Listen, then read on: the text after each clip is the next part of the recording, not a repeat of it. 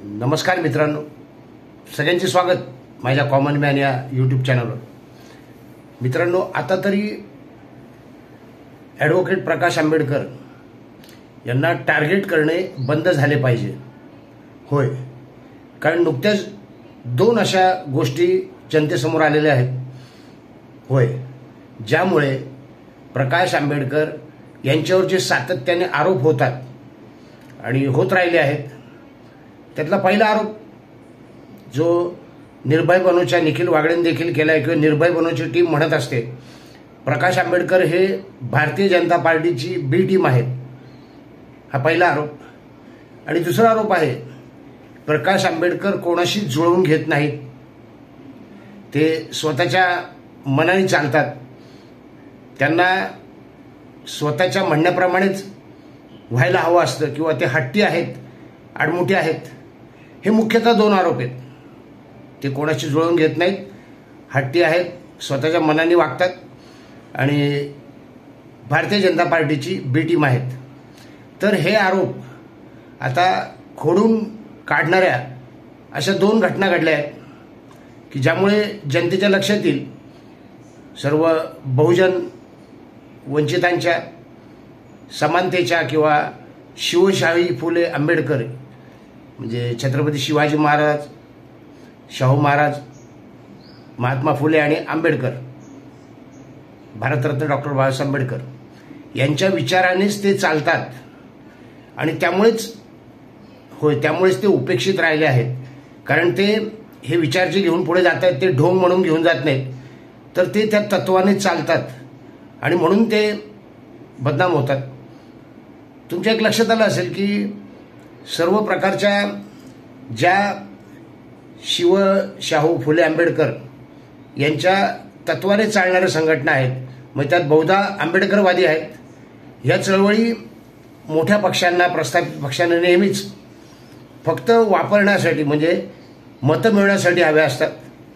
त्यांच्या नेत्यांना योग्य ती किंमत देणे, त्यांच्या नेत्यांचा योग्य तो सन्मान करणे हे मात्र जमत नाही.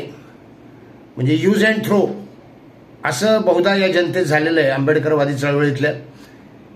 पहिलं उदाहरण आहे ते इम्तियाज जलील, MIMचे. त्यांनी नुकतंच कबुली जबाब दिलेला आहे. होय, त्यांनी कबुली जबाब दिलेला आहे. MIM आणि वंचित बहुजन आघाडी यांची जी युती झाली होती आणि त्या युतीमध्ये प्रचंड यश मात्र मिळालेलं नाही आहे.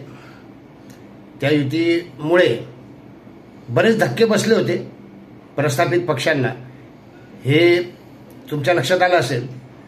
पण पुढे युती टिकली नाही आणि प्रकाश आंबेडकरांनी असं विधान केलं होतं की दूध का जला छाछ भी फूक फूक पर पीता है.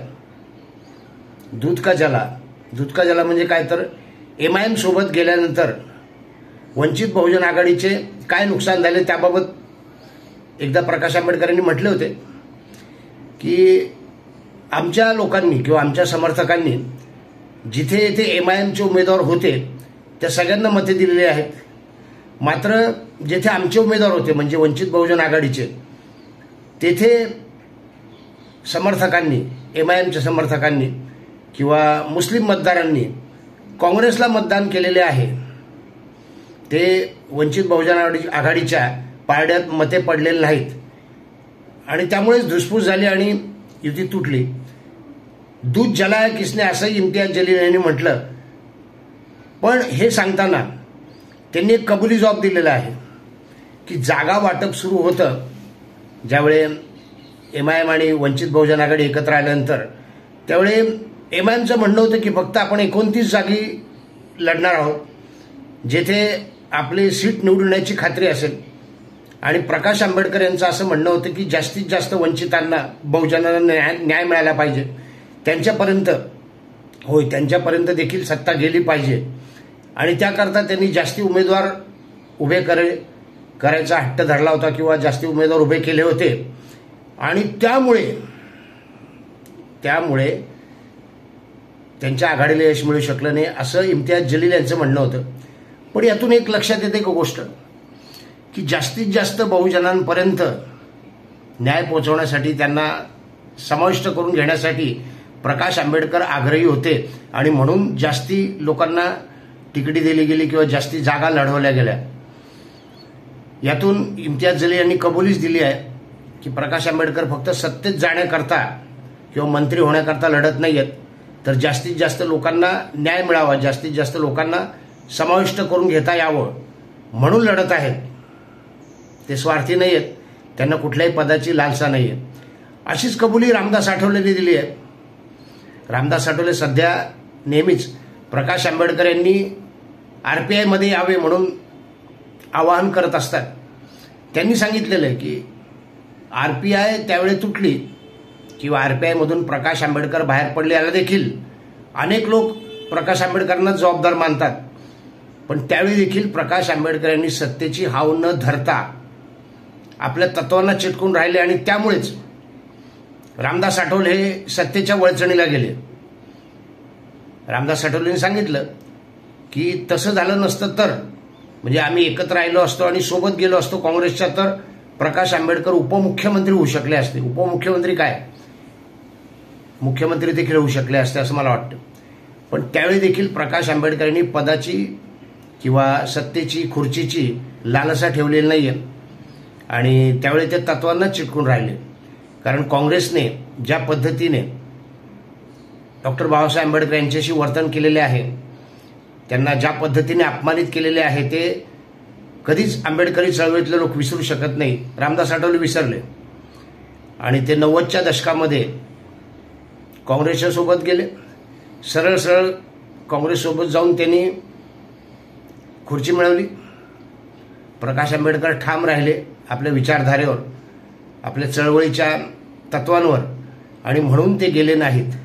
त्यामुळे आता तरी मला असं वाटतं की जो प्रकाश आंबेडकर यांच्यावर आरोप केला जातो आहे की प्रकाश आंबेडकर हट्टी आहेत, बीजेपीची बी टीम आहेत, ते साफ खोडून काढलेल्या या दोन लोकांनी, एक इम्तियाज जलील आणि दुसरे रामदास आठवले.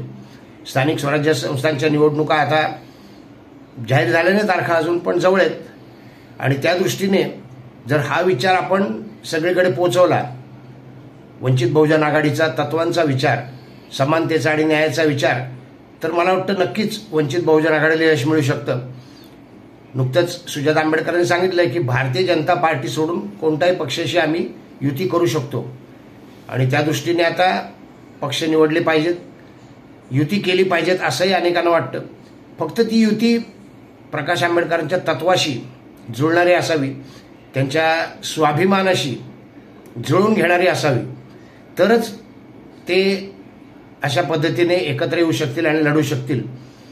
तर आता ह्या दोन व्यक्तींच्या, इम्तियाज जलील आणि रामदास आठवले यांच्या स्पष्टीकरणानंतर तरी मला वाटतं जनता सावध होईल आणि यूज अँड थ्रो असं उधळणार नाही.